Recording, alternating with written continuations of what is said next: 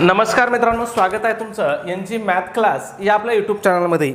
मित्रांनो, आपण महा TET साठी अतिशय इम्पॉर्टंट, अतिशय महत्त्वपूर्ण अशी प्रश्नपत्रिका या ठिकाणी पाहत असतो. यामध्ये आजचा आपला विषय आहे तो गणित विषय आहे आणि याच्यामध्ये आपण आज कोणतं प्रकरण पाहिलंय तर या ठिकाणी बेसिक भूमिती हे आपण या ठिकाणी पाहणार आहोत. आजचा आपला व्हिडिओ क्रमांक किंवा प्रकरण क्रमांक कितवा आहे गणिताचं तर 11वा आहे. जर याच्या अगोदरचे गणिताचे व्हिडिओ तुम्ही पाहिले नसतील तर तुम्हाला ते सुद्धा पाहून घ्यायचे आहेत. त्याचबरोबर याच्या आधी आपण मराठीचे सुद्धा व्हिडिओ घेतलेले आहेत, मराठीचे सुद्धा तुम्हाला बघायचे आहेत, पाहायचे आहेत. त्याचबरोबर परिसर अभ्यास असेल तुमचं किंवा समाजशास्त्र असेल त्याचे पण लेक्चर घेतलेले आहेत आणि बालमानसशास्त्र व अध्यापन शास्त्राचे सुद्धा आपण लेक्चर घेतलेले आहेत. मग तुम्हाला ते आपल्या चॅनलला सबस्क्राईब केल्यावर काय होतील, संपूर्ण लेक्चर त्या ठिकाणी दिसून जातील. ठीक आहे. मग या ठिकाणी पहिला प्रश्न बघा आपला, एका वर्तुळाच्या केंद्रीय कोनाचे माप 125 अंश आहे तर त्या कोनाच्या संगत विशाल कंसाचे माप किती असेल. आता काय विचारलं आपल्याला, त्या कोनाच्या संगत विशाल कंसाचं माप किती असेल असं आपल्याला विचारलेलं आहे. प्रश्न कधी विचारला होता बघा, महा TET परीक्षा 2025ला, म्हणजे आता जी 3 महिन्यापूर्वी परीक्षा झाली त्या परीक्षेमध्ये हा प्रश्न विचारला होता. आता येणारी परीक्षा 2 महिन्यानंतर आहे, म्हणजे तारीख आली आहे परीक्षेची 21 जूनला काय आहे परीक्षा आहे. ठीक आहे, म्हणजे सरासरी आपल्याकडे एक 80-85 दिवसाचा वेळ आहे परीक्षेपर्यंत. मग या ठिकाणी बघा आपल्याला काय सांगितलंय, एका वर्तुळाच्या केंद्रीय कोनाचं माप किती दिलंय 125 अंश दिलंय. आता या ठिकाणी तुम्हाला लक्षात घ्या, केंद्रीय कोनाचं माप किती दिलंय 125 अंश दिलंय. आपल्याला विशाल कंसाचं विचारलंय. मग लक्षात ठेवायचं, जे केंद्रीय कोनाचं माप असतं तेच माप काय असतं, लघु कंसाचं सुद्धा माप तेच असतं. बघा काय, लघु कंसाचे माप सुद्धा काय असतं तेच असतं. म्हणजे केंद्रीय कोनाचं माप जे आहे तेच लघु कंसाचं असतं. मग इथं लघु कंसाचं माप सुद्धा किती होईल तर ते होईल 125 अंश. ठीक आहे. मग संपूर्ण वर्तुळ किती अंशाचं असतं, संपूर्ण वर्तुळ असतं 360 अंशाचं. किती अंशाचं असतंय 360 अंशाचं. त्याच्यातून आपल्याला केंद्रीय कोनाचं म्हणजेच लघु कंसाचं माप दिलेलं आहे. मग लघु कंसाचं माप जर आपण याच्यामधून वजा केलं तर आपलं उत्तर येऊन जाईल. मग आपल्याला काय करायचं आहे, 360 मधून 125 वजा करायचे आहेत. आपल्याला काय होईल, विशाल कंसाचं माप त्या ठिकाणी भेटून जाईल. ठीक आहे. मग काय होईल, 10तून 5 गेले, 5 राहिले, हातचा घेतलेला देऊन टाकला, 6तून 3 गेले, 3 राहिले, 3तून 1 गेला, 2 राहिले, किती 235. पहा बरं कुठं ऑप्शन आहे 235. बघा या ठिकाणी पर्याय क्रमांक 2 आहे 235 डिग्री, त्यालाच आपण 235 अंश म्हणतो. ठीक आहे, खूप सोपं आहे. फक्त तुम्हाला काय लक्षात ठेवायचं आहे, संपूर्ण वर्तुळाचं माप किती अंश असतंय 360 अंश असतंय. ठीक आहे. मग त्याच्यामध्ये लघु कंसाच्या आणि विशाल कंसाच्या मापाची बेरीज सुद्धा किती येते 360 अंशच येते. मग आपल्याला केंद्रीय कोनाचं माप दिलंय, केंद्रीय कोनाचं माप आणि लघु कंसाचं माप काय असतंय सारखंच असतं. म्हणजे हे दोन्ही काय असतात एकच असतात. ठीक आहे, सारख्याच मापाचे असतात.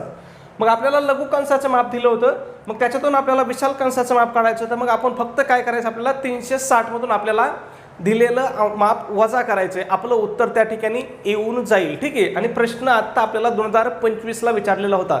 2025ची परीक्षा कधी झाली होती तुम्हाला माहिती आहे, नोव्हेंबर 2025 मध्ये झाली होती. आता येणारी जून 2026 मध्ये TET आहे. ठीक आहे, म्हणून तुम्हाला पुन्हा काय होणार, अशाच पद्धतीचे प्रश्न त्या ठिकाणी विचारले जाणार. ठीक आहे.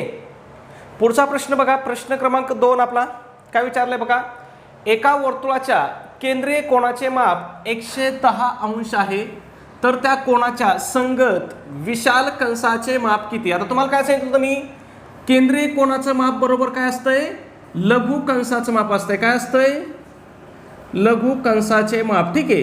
म्हणजे हाच प्रश्न तुम्हाला असा सुद्धा विचारला जाऊ शकतो की एका वर्तुळाच्या केंद्रीय कोनाचे माप 110 अंश आहे तर त्या कोनाच्या लघु कंसाचे माप किती. मग लघु कंसाचे माप बरोबर किती 110 अंश. किती आहे 110 अंश आहे. म्हणजे जेवढं केंद्रीय कोनाचं माप असतं तेवढंच काय असतं लघु कंसाचं माप असतं. आणि आपल्याला इथं काय विचारलंय, विशाल कंसाचं माप विचारलंय. मग तुम्हाला काय सांगितलं मी, एकूण वर्तुळ किती अंशाचं असतंय 360. मग 360 मधून आपल्याला दिलेला कोण वजा केला आपण 110, तर आपलं उत्तर त्या ठिकाणी येऊन जाईल. मग 360 वजा 110 जर केला तर खाली किती राहील 250. पहा बरं 250 कुठं ऑप्शन आहे का, बघा या ठिकाणी ऑप्शन आहे पर्याय क्रमांक 3 आहे आपल्याला 250. खूप बेसिक गोष्टी आहेत मित्रांनो. खूप बेसिक आहेत, ठीक आहे. आणि हे प्रश्न आपल्याला परीक्षेमध्ये विचारलेले आहेत. पुढचा प्रश्न पाहू. त्याच्या अगोदर एक छोटीशी पण अतिशय महत्त्वाची अशी सूचना मित्रांनो, आपण महा TET परीक्षेसाठी अतिशय इम्पॉर्टंट, अतिशय महत्त्वपूर्ण अशी टेस्ट सिरीज या ठिकाणी आपण सुरू केलेली आहे. मग आपल्या टेस्ट सिरीजचं वैशिष्ट्य की या ठिकाणी तुमच्या महा TETच्या संपूर्ण अभ्यासक्रमावर आधारित अशी आपली ही टेस्ट सिरीज असणार आहे. मग या टेस्ट सिरीजमध्ये तुम्हाला काय भेटेल बघा, तर तुम्हाला 10 टेस्ट पेपर भेटतील. त्याचबरोबर आतापर्यंत झालेल्या TETच्या सर्व प्रश्नपत्रिका तुम्हाला या ठिकाणी उत्तरासहित भेटतील. म्हणजे या प्रश्नपत्रिकेची तुम्हाला उत्तर सूची सुद्धा त्या ठिकाणी दिली जाईल, ठीक आहे. म्हणजे तुम्ही ह्या सगळ्या प्रश्नपत्रिकेचा जरी अभ्यास केला तरी तुम्ही परीक्षा 100% पास होऊ शकता, ठीक आहे. त्याच्यानंतर तुम्हाला आपण फ्रीमध्ये अतिशय IMP अशा नोट्स सुद्धा देत आहोत. मग त्यामध्ये कोणकोणते विषय असतील बघा, मराठी असेल, हिंदी असेल, गणित बुद्धिमत्ता असेल, इतिहास असेल, भूगोल असेल, मानसशास्त्र असेल. खूप इम्पॉर्टंट अशा नोट्स असणार मानसशास्त्राच्या, ठीक आहे. त्याचबरोबर इयत्ता 4थी ते 8वीच्या सुद्धा आपण अतिशय इम्पॉर्टंट तुम्हाला नोट्स या ठिकाणी देत आहोत. मग त्यामध्ये बघा इतिहासाच्या नोट्स असतील, भूगोलच्या नोट्स असतील, राज्यशास्त्र असेल, विज्ञान असेल, हे सगळ्या विषयाच्या 4थी ते 8वीच्या म्हणजे 4थी, 5वी, 6वी, 7वी, 8वीच्या ह्या सगळ्या विषयाच्या नोट्स तुम्हाला त्या ठिकाणी प्रोव्हाइड करू. आता मानसशास्त्राच्या नोट्स आपल्या एवढ्या डिटेल्स आहेत की 30 पैकी कमीत कमी 25 प्रश्न काय होणार आपल्या या नोट्समधले 100% विचारले जाणार, ठीक आहे. त्याच्यानंतर तुम्हाला माहिती आहे 4थी ते 8वी पर्यंतचे पुस्तकं आपल्यासाठी किती महत्त्वाचे आहेत. कारण तुमचा पेपर 1ला जो काही परिसर अभ्यास आहे त्या परिसर अभ्यासामधील 30 पैकी 25 प्रश्न काय असतात आपल्याला 4थी ते 8वीच्या पुस्तकामधले 25 प्रश्न असतात. त्याच्यानंतर ज्यांचा पेपर 2 आहे आणि विषय आहे समाजशास्त्र, ठीक आहे, समाजशास्त्र, त्या समाजशास्त्रामध्ये सुद्धा जवळपास 60 पैकी 50 प्रश्न हे आपले काय असतात 4थी ते 8वीच्या पुस्तकामधले असतात. त्याच्यानंतर ज्यांचा पेपर 2ला गणित विज्ञान आहे त्यांना सुद्धा विज्ञानमध्ये 30 पैकी 25 प्रश्न काय असतात 6वी ते 8वीच्या पुस्तकामधले असतात, ठीक आहे. मग तुमच्या लक्षात आलं असेल ह्या नोट्स किती इम्पॉर्टंट असतील, किती महत्त्वपूर्ण असतील, ठीक आहे. मग जर तुम्ही एवढ्या सगळ्या मटेरियलचा आपला अभ्यास केला ना तर तुम्ही परीक्षेमध्ये 100 पेक्षा जास्त मार्क या ठिकाणी सहज घेऊ शकता. म्हणजे तुम्ही पहिल्या प्रयत्नामध्ये TET परीक्षा, शिक्षक पात्रता परीक्षा तुम्ही चांगल्या गुणांनी उत्तीर्ण होऊ शकता, पास होऊ शकता, ठीक आहे. मग याची किंमत किती आहे आपल्या मटेरियलची, तर फक्त 200 रुपये किंमत आहे. त्याच्यामध्ये सुद्धा विद्यार्थ्याच्या मागणीस्तव आपली ऑफर चालू आहे. जर तुम्ही ऑफरनुसार जर आज आपली टेस्ट सिरीज घेतली तर ही टेस्ट सिरीज मित्रांनो तुम्हाला फक्त आणि फक्त 139 रुपयाला तुम्हाला ही टेस्ट सिरीज पडेल. मग हे 139 रुपये तुम्हाला कुठं पे करायचे आहेत, तुमच्याकडे गुगल पे आहे, फोनपे आहे. त्या ठिकाणी आपला नंबर आहे 9689141630. या नंबरवरती तुम्हाला काय करायचं 139 रुपये पाठवायचे. ज्याला नंबरवरती पैसे पाठवायला अडचण येत आहे, जर तुम्ही मला व्हॉट्सअपला मेसेज केला की सर आम्हाला स्कॅनर टाका तर तुम्हाला त्या ठिकाणी स्कॅनरसुद्धा पाठवलं जाईल. स्कॅनरवरती पैसे पाठवणं काय आहे अतिशय सोपं असतं, सुरक्षित असतं आणि आपले पैसे चुकून दुसऱ्या व्यक्तीला जाण्याचा धोका त्या ठिकाणी राहत नाही, ठीक आहे. मग तुम्ही 139 रुपये या नंबरवर पाठवले किंवा स्कॅनरवर पाठवल्यावरती तुम्हाला काय करायचं आहे बाबा, त्याचा एक स्क्रीनशॉट काढायचा आहे आणि त्याचा स्क्रीनशॉट मला व्हॉट्सॲपला टाकायचा आहे. व्हॉट्सॲपला आपला कोणता नंबर आहे, तर हाच नंबर आपला व्हॉट्सॲप नंबर आहे 9689141630. हाच आपला काय आहे व्हॉट्सॲप नंबर आहे. तुमचा व्हॉट्सॲपवरती स्क्रीनशॉट मिळाल्याबरोबर 5 मिनिटाच्या आतमध्ये तुम्हाला संपूर्ण स्टडी मटेरियल या ठिकाणी काय केलं जाईल व्हॉट्सॲपलाच प्रोव्हाइड केलं जाईल. म्हणजे व्हॉट्सॲपवरतीच PDF फाईलच्या स्वरूपामध्ये तुम्हाला ते पाठवलं जाईल, ठीक आहे. पुढच्या प्रश्नाकडे जाऊ. प्रश्न क्रमांक 3 आहे, 2 समांतर रेषांना एका छेदिकेने छेदल्यास संगत कोणाच्या किती जोड्या तयार होतील. कधी विचारला होता प्रश्न, महा TET 2025ला. बघा किती सोपे, किती चिल्लर प्रश्न विचारतात आणि तुम्ही म्हणता की TET खूप अवघड असते. प्रश्न परीक्षेमध्ये अवघड असतात, पण तुम्हाला मी सांगतो TETचं स्वरूप कसं आहे. 60 ते 65% प्रश्न काय असतात सोपे असतात काय, आणि 30 ते 35%, ठीक आहे, किंवा 35 ते 40% म्हणू शकता हे प्रश्न काय असतात अवघड असतात, ठीक आहे. मग जर तुम्हाला TET परीक्षा पास व्हायची असेल तर तुमचे हे सोपे प्रश्न बरोबर आले पाहिजे. जर तुमचे सोपे प्रश्न बरोबर आले तरीही तुम्ही चांगल्या मार्काने TET परीक्षा पास होऊ शकता. कारण कसं ह्या 60% जर तुमचे 50% प्रश्न बरोबर आले, म्हणजे समजा आपण मानलं बाबा की 100 प्रश्न काय आहेत, सोपे आहेत, ह्या 100 पैकी जर तुमचे 80 प्रश्न जरी बरोबर आले आणि ह्या उरलेल्या 50 पैकी तुमचे निदान 15-20 टोले तर लागणार आहेत की नाही, बरोबर आहे की नाही, किंवा 15-20 तुम्हाला बरोबर येणार आहेत, म्हणजे तुम्ही परीक्षा सहज पास होऊ शकता. फक्त तुम्हाला अट काय आहे की तुमचे सोपे प्रश्न बरोबर आले पाहिजेत. अवघड प्रश्न चुकला खंत नाही, पण सोपा प्रश्न चुकला पाहिजे नाही. सोपा प्रश्न जर चुकला तर तुम्ही परीक्षा पास होऊ शकत नाहीत. परीक्षा पास करायची असेल तर तुमचे सोपे प्रश्न म्हणजे ज्या काही बेसिक गोष्टीवरचे प्रश्न आहेत ना ते बरोबर आले पाहिजे. ठीक आहे. मग काय सांगितलंय, दोन समांतर रेषांना एका छेदिकेने छेदल्यास संगत कोणाच्या किती जोड्या तयार होतील. म्हणजे काय सांगितलं बघा त्यांनी, अशा दोन समांतर रेषा आहेत आणि तिला जर असं एका छेदिकेने छेदलं तर आता संगत कोणाच्या किती जोड्या तयार होतील. मोजा बरं किती जोड्या तयार होतील. बघा, एक, ही एक होईल बरोबर, ही दुसरी, ही जोडी तिसरी होईल आणि ही चौथी जोडी होईल. म्हणजे एकूण कोण किती तयार होतील, 8 कोण तयार होतील. आणि जोड्या किती होतात, 4 जोड्या होतात संगत कोणाच्या. किती जोड्या, 4 जोड्या. किती, 4 जोड्या. आता प्रश्न बघा, आता आपलं उत्तर किती आलंय, 4 जोड्या आलंय. मग गडबड आपण काय करतो, 4 नंबरचं वर्तुळ गोल करतो आणि मग पुन्हा प्रश्न आपला काय होतो, उत्तर काढून सुद्धा आपला प्रश्न गडबड केल्यामुळे, गोंधळ केल्यामुळे चुकतो. तर तसं करायचं नाही. 4 ऑप्शन कुठे बघा, 4 ऑप्शन आपल्याला इथं आहे, म्हणजे 3 नंबरला आहे. मग आपल्याला पर्याय क्रमांक 3 नंबरचं वर्तुळ गोल करावा लागेल. हे बऱ्याच वेळेस आपण बघत नाही, उत्तर 4 आलं म्हणजे ही अडचण कधी येते, जर आपलं उत्तर 1 आलं, 2 आलं, 3 आलं आणि 4 आलं तर अशा वेळेस असा गोंधळ होतो, 100% होतोच. ठीक आहे, म्हणून काळजी घ्या मित्रांनो. ठीक आहे, पुढचा प्रश्न बघू आपण. प्रश्न क्रमांक 4, दोन समांतर रेषांना एका छेदिकेने छेदल्यास उत्क्रम कोन किंवा अल्टरनेटिव्ह अँगल किती जोड्या मिळतील. उत्क्रम कोनाच्या किती जोड्या तयार होतील असं आपल्याला विचारलंय. ठीक आहे, सेम प्रश्न आहे, काहीच नाही. बघा, दोन समांतर रेषा, आता पहिल्यामध्ये आपल्याला काय होतं, संगत कोण विचारलं होतं. ठीक आहे, आता संगत कोण म्हणजे कोणता कोण असतो हे समजून घ्या. बघा, हा कोण आणि हा कोण, त्याला काय म्हणतो आपण, संगत कोण म्हणतो. हा कोण कोणता झाला, संगत कोण झाला. ठीक आहे, याच्यावरती सुद्धा तुम्हाला प्रश्न विचारले जातात. ठीक आहे, लक्षात घ्या परीक्षेमध्ये. हा कोणता झाला, संगत कोण झाला. आणि आता आपल्याला दिलेला प्रश्न कोण कोणता आहे, उत्क्रम कोण आहे. याचा उच्चाराकडे लक्ष देऊ नका तुम्ही, उच्चार काही येऊ द्या, फक्त कन्सेप्ट समजून घ्या. नाही तर माझा उच्चार चुकला तर तुम्ही म्हणता सर उच्चार चुकला. उच्चाराशी घेणं देणं नाही आपल्याला. आपल्याला परीक्षेमध्ये काय तोंडी परीक्षेने आपल्याला उच्चार काढून दाखवायचा आहे. आपल्याला आपली कन्सेप्ट बरोबर आहे हे आपल्या लक्षात आलं पाहिजे. ठीक आहे, मग बघा, आता इथं जर हा कोण घेतला, ठीक आहे, तर याचा उत्क्रम कोण कोणता होईल, हा होईल. ठीक आहे, लक्षात घ्या, हा फरक आहे. म्हणजे थोडक्यात ऑपोजिट साईडचा, म्हणजे याला आपण झेडच्या आकारामध्ये सुद्धा लिहितो. ठीक आहे, म्हणजे इथं जर हा कोण असेल तर याचा उत्क्रम कोण हा असतो. ठीक आहे, हे ध्यानात ठेवा. जर हे असं असेल तर हा कोण हा कोण. ठीक आहे, याला आपण काय म्हणतो, उत्क्रम कोण म्हणतो. मग उत्क्रम कोणाच्या सुद्धा किती जोड्या तयार होतील, 1, 2, ही दुसरी होईल बरोबर, ही दुसरी. इथं जर तिसरा घेतला तर आपला इथं तिसरा येईल, इथं चौथा घेतला तर इथं चौथा येईल. म्हणजे याच्या सुद्धा किती जोड्या तयार होतात, 4 जोड्या तयार होतात. 4 कुठं ऑप्शन आहे, पर्याय क्रमांक 3 ला आहे 4. म्हणजे तुम्हाला लक्षात ठेवायचं आहे, जर दोन समांतर रेषांना एका छेदिकेने जोडलं तर संगत कोणाच्या सुद्धा किती जोड्या तयार होतात, 4 होतात. उत्क्रम कोणाच्या सुद्धा किती जोड्या तयार होतात, 4 जोड्या तयार होतात. ठीक आहे, हे लक्षात ठेवा. पुढचा प्रश्न बघूया आपला. प्रश्न क्रमांक 5 आहे.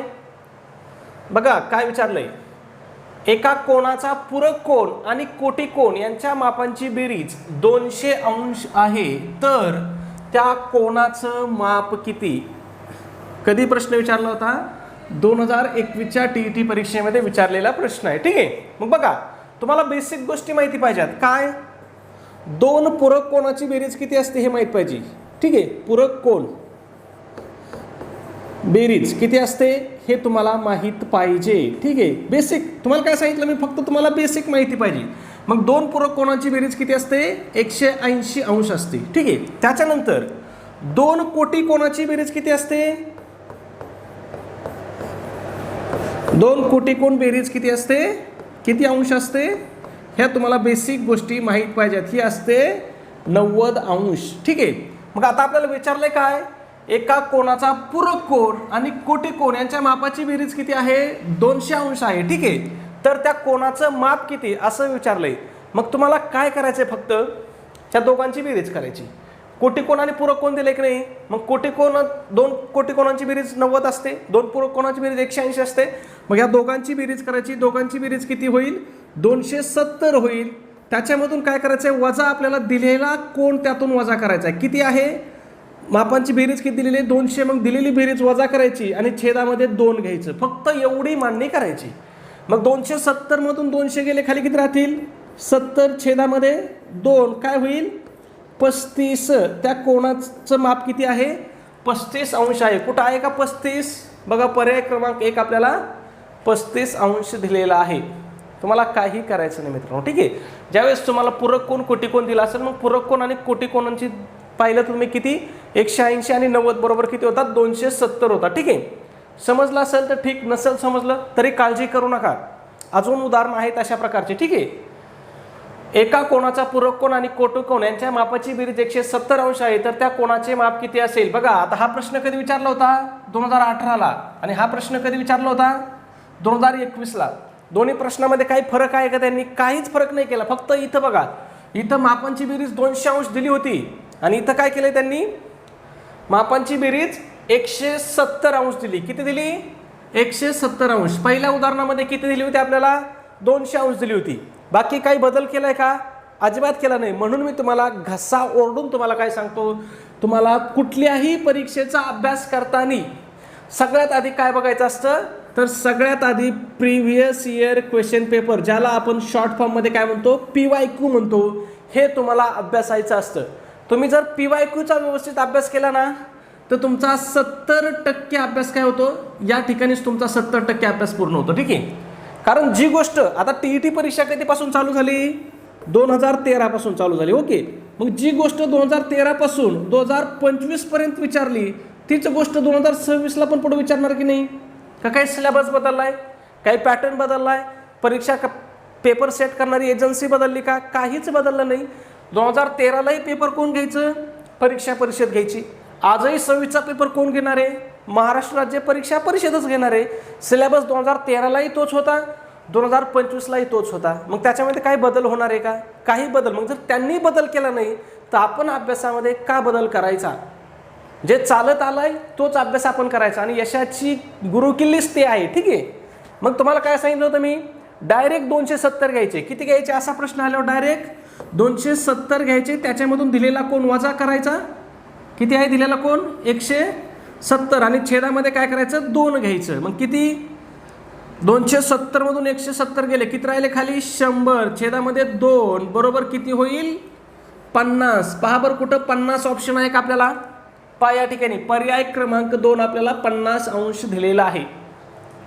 एवढं सोपं आहे मित्रांनो आणि हे एकदम बेसिक आहे आणि हे प्रश्न परीक्षेमध्ये विचारलेले आहेत.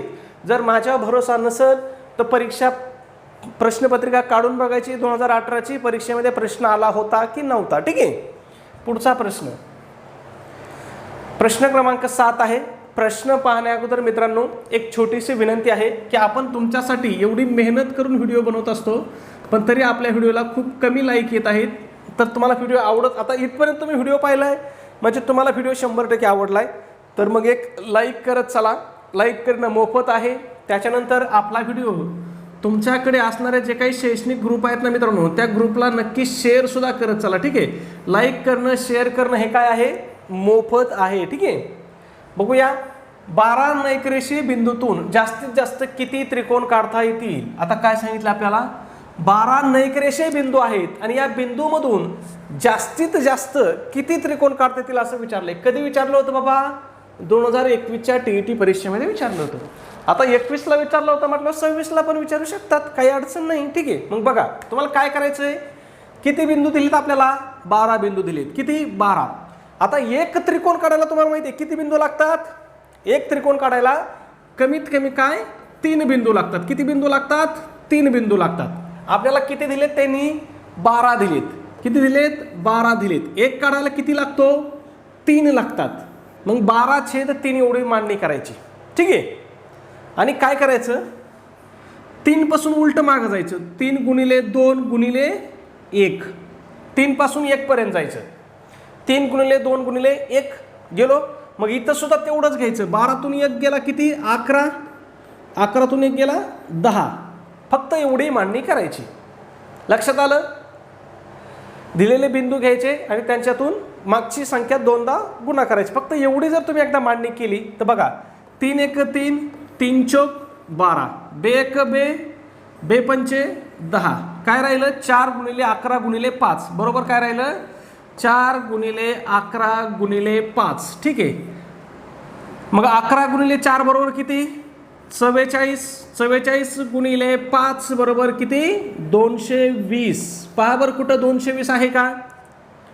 बघा या ठिकाणी पहिलाच पर्याय काय आहे 220 दिलेला आहे. खूप बेसिक गोष्टी आहेत मित्रांनो, खूप सोप्या गोष्टी आहेत, फक्त तुम्हाला समजून घ्यायच्या आहेत. ठीक आहे. पुढचा प्रश्न बघा 8 नंबर. एका प्रतलात 9 नैक रेषी बिंदू आहेत तर त्या बिंदूंना शिरोबिंदू मानून जास्तीत जास्त किती त्रिकोण काढता येतील? प्रश्न कधी आला होता बघा 2018ला. हा प्रश्न कधी आला होता 2021ला. मग बघा 18ला आलेला प्रश्न 21ला येऊ शकतो, मग 21ला आलेला प्रश्न 26ला सुद्धा येऊ शकतो. तशाच पद्धतीचा, फक्त आता याच्यामध्ये काय होणार बघा, इथं 12 बिंदू होते, इथं त्यांनी बदल काय केलाय 9 बिंदू केलाय. काय केलाय 12 बिंदूचा 9 बिंदू केलाय. आणि हे प्रतलात हे शब्द आपल्याला गोंधळात टाकण्यासाठी दिलेत. याच्याकडे लक्ष द्यायचं नाही. किती बिंदू आहेत आपल्याकडं? तुम्हाला मी काय सांगितलं होतं, आपल्याकडे किती बिंदू दिलेत त्यांनी 9 बिंदू दिलेत. 9 बिंदू बांधून घ्या. छेदामध्ये काय आपल्याला काय काढायला सांगितलं आहे त्रिकोण काढायला सांगितलं. ठीक आहे. काय करायला सांगितलं आपल्याला त्रिकोण काढायला सांगितलंय. त्रिकोण काढायला किती बिंदू लागतात? एक त्रिकोण काढायला 3 लागतात. मग 3 गुणिले 2 गुणिले 1, मग वरती काय होईल 9 गुणिले 8 गुणिले 7. फक्त एवढी मांडणी करायची.